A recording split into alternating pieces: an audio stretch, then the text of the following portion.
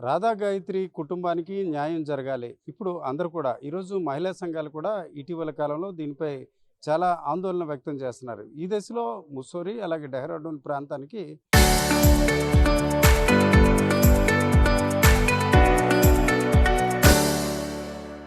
వాళ్ళ అమ్మ నాన్న సుధాకర్, సత్యవతి గారితో పాటు అవినాష్ వెళ్లారు. అవినాష్ గారు మీరు కూడా వెళ్లారు. అక్కడ వెళ్ళిన తర్వాత లాస్ట్ 1 వీక్‌లో ఎట్లాంటి సిట్యుయేషన్ జరిగింది? ఒక రకంగా నిన్న మొన్నటి వరకు మీరు కూడా ఆరోపణలు చేశారు. ఆరోపణలకు కొంత బలం చేకూర్చే అంశాలు మీరేమైనా గుర్తించారా? గుర్తించామండి. అంటే ఎలాంటిదంటే ఇప్పుడు మాకు ముస్సోరి పోలీసులు ఎస్‌హెచ్‌ఓ పర్మిషన్ అలానే ఉత్తరాఖండ్ డీజీపీ గారు స్వయాన మీరు వెళ్ళండి. సత్య సత్యవతి గారిని, సుధాకర్ గారిని తీసుకొని మీరు ఇన్సిడెంట్ దగ్గరికెళ్ళండి అని చెప్పేసి ఎస్కార్ట్ ఇచ్చి పంపించారు.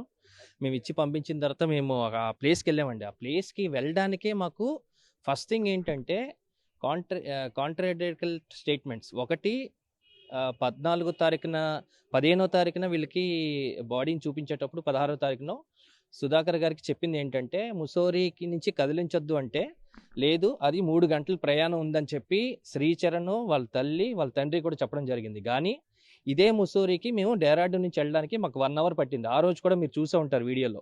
ఆ రోజు మీకు వర్షం పడింది మాకు మంచు అంతాను. కానీ మాకు గంట సేపే పడింది. అంటే అక్కడ కూడా అబద్ధం ఆడారు. రెండోది ఏంటంటే మేము అక్కడికి వెళ్ళిన తర్వాత అది అది చాలా చాలా దూరం అండి. అంటే చూడండి అంటే మావోయిస్టులు ఉన్న ప్రదేశాలు ఎలాగైతే ఉంటాయో అలా ఉన్నాయండి. లైక్ రెండోది ఏంటంటే జనాభా కూడా తక్కువ. మేము చూసాం క్లియర్‌గాను. నేను దగ్గర దగ్గర అక్కడ గంట సేపు ఉన్నాను. మొత్తం పరిశీలించాను. అక్కడ మీకు ఆల్మోస్ట్ ఆల్ చాలా ఒక 10 మంది కూడా లేరు సార్. 10 మంది కూడా లేరు. అలాంటి ప్రదేశానికి 11:30కి ఈ అబ్బాయికి ఎందుకు ఆలోచన వచ్చిందో తెలీదు. పోనీ ఒకవేళ వాళ్ళకి ఆన్‌లైన్‌లో చూసుకున్నాడంటే ఫస్ట్ అసలు ప్లానే లేదు.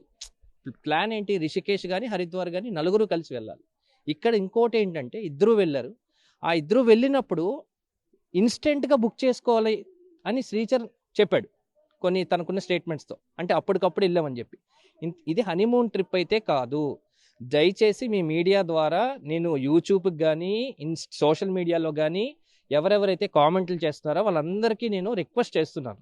ఇది వార్నింగ్ అనుకోండి, రిక్వెస్ట్ అనుకోండి. ఎటువంటి కామెంట్లు ఎలా పడితే అలాగా ఇద్దరు కలిపి హనీమూన్‌కి వెళ్ళకూడదా? తల్లిదండ్రులతో హనీమూన్ వెళ్ళాలా? ఇలాంటి కామెంట్స్ పెట్టొద్దు. మీకు తెలిస్తే పెట్టండి. లేదంటే పెట్టొద్దు. అండ్ రెండోది విచారణకొచ్చేసరికి మాకు చాలా క్లూస్ తెలిసాయండి. అక్కడ మాకు కానిస్టేబుల్ భయపడిపోవడం అంటే ప్రభుత్వాన్ని నేను విమర్శించట్లేదు. మాకు ఎవరైతే చూపించాడో ఆ కానిస్టేబుల్ సందీప్ చౌహాన్‌కి చాలా విధాలుగా అడిగాం మేము. బాబు నీవు ఆ రోజు ఉన్నావు. నువ్వే పంచనామా టైంలో ఉన్నావు. నువ్వే ఇక్కడ ఎఫ్ఎస్ఎల్ అయితున్నప్పుడు ఉన్నావు. ఈ ఫారెన్సిక్ అయితున్నప్పుడు ఉన్నావు. ఈ బాటిల్స్ ఏంటి? అంటే ఈ బాటిల్స్ యథావిధంగా ఉన్నాయండి వైన్ బాటిల్స్. కానీ గ్లాసులు అవన్నీ కడిగేశారు. అవన్నీ తీసేశారు. ఉండాలి కదండీ! ఇన్వెస్టిగేషన్ అవుతున్నప్పుడు రూమ్ వాడకూడదు అని మినిమమ్ ఉండాలి కదండీ! అది అంటే గ్లాసులు తీసేస్తున్నారు. అంటే ఇలా ఎన్ని ఆధారాలు తీసేశారు. ఈ ఆధారాలు రేపొద్దున మళ్ళీ రీఇన్వెస్టిగేషన్ అయినప్పుడు మాకు ఉపయోగపడకపోతే ఇంకెందుకండి? ఇలాగ చాలా ఉన్నాయండి. అందుకనే జూన్ 14వ తారీఖు రాత్రి 11:30 నుంచి జూన్ 16 సాయంత్రం వరకు శ్రీచరణ్ అనే వ్యక్తి తన కాల్ డేటా గానీ, లేదంటే ఏదైనా మేమన్నీ రాసిచ్చాము అక్కడ. యాహ్! సో, ఫైనాన్షియల్ స్టేట్మెంట్స్ గానీ, ఇవన్నీ కూడా తీయాలండి.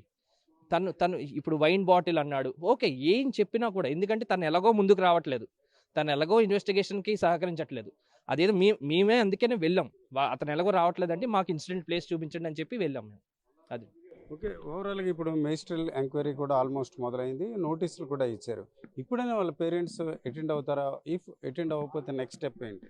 సార్ ఫస్ట్ థింగ్ ఏంటంటే ఉత్తరాఖండ్ పోలీసులు మాకు చెప్పేది ఏంటంటే అక్కడ ఇన్వెస్టిగేషన్ ఆఫీసర్ జేసీ పంత్ గారు చెప్పింది ఏంటంటే డిప్యూటీ ఎస్పీ ఆయన డెహ్రాడూన్‌లో అతను చెప్పింది ఏంటంటే మాకు ఎట్టి పరిస్థితుల్లో ఆ రిపోర్ట్ అనేది రావాలండి. గానీ స్టిల్ మేము ఇప్పటికీ కూడా మర్డర్ కేసుతో పాటు డౌరీ డెత్ పెట్టాము.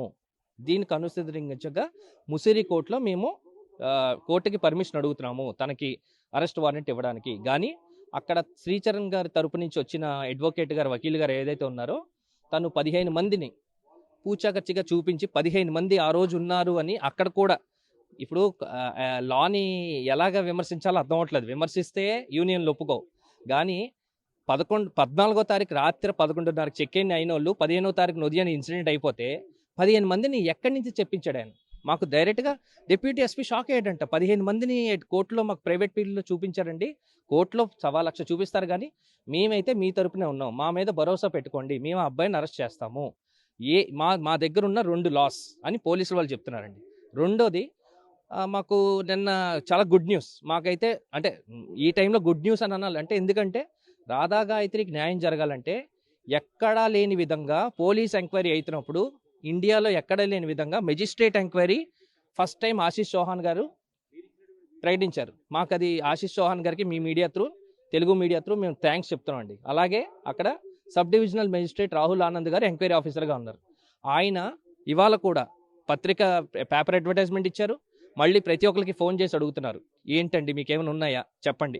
మేము టోటల్గా అండి, మాకు ఉత్తరాఖండ్ ప్రభుత్వం, ఇటు ఆంధ్రప్రదేశ్ గవర్నమెంట్, నాకు తెలిసి హోమ్ మినిస్టర్ వంగల్పూడి అనిత గారు వచ్చిన తర్వాత, ఎంటర్ అయిన తర్వాత, అలాగే మా విశాఖపట్నం సిపి గారు బాగ్జీ గారు వచ్చిన తర్వాత, మెయిన్గా ప్రత్యేకంగా పల్లా శ్రీనివాసరావు గారు నారా లోకేష్ గారికి ఫోన్ చేసిన తర్వాత నారా లోకేష్ గారు ఉత్తరాఖండ్ ప్రభుత్వానికి ఫోన్ చేశారని తెలిసిందండి మాకు.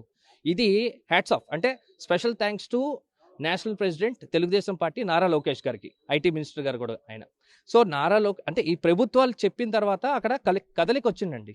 ఉత్తరాఖండ్ ప్రభుత్వం ముందు నుంచి చేస్తుంది, మాకు ప్రభుత్వాలన్నీ అక్కడ సపోర్ట్ చేస్తున్నాయి. కానీ ఇక్కడి నుంచి నారా లోకేష్ గారు ఫోన్ చేయడం అనేది మాకు చాలా లేటుగా తెలిసింది. అయితే ఆయన కలిసినప్పుడు మాత్రం ఆయన చెప్పారు, నేను ఎంత బిజీగా ఉన్నా కూడా ఉత్తరాఖండ్ ప్రభుత్వానికి నేను ఒకసారి ఫోన్ చేసి చెప్తాను, దర్యాప్తుని వేగవంతం చేయండి, అలాగే ఫెయిర్గా చేయండి అని చెప్పి.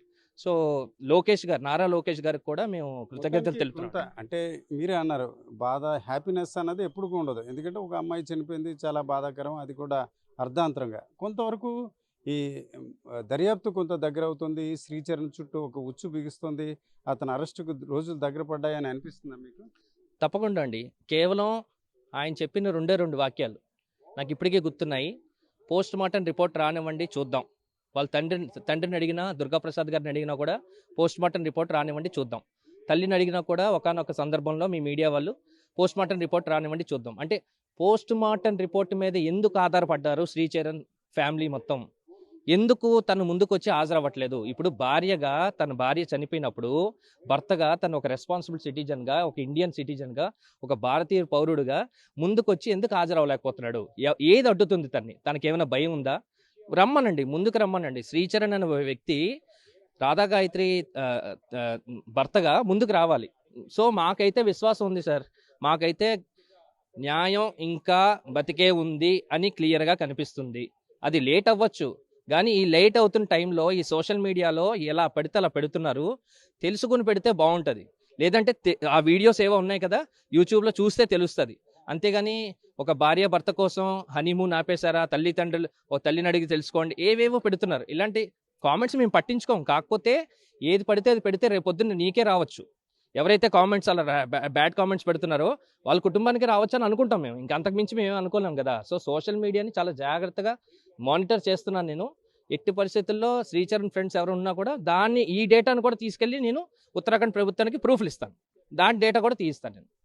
ఇది ఈరోజు ఉత్తరాంచల్కి వెళ్ళిన రాధా గాయత్రి కుటుంబ సభ్యులతో పాటు అవినాష్ ఉన్నారు.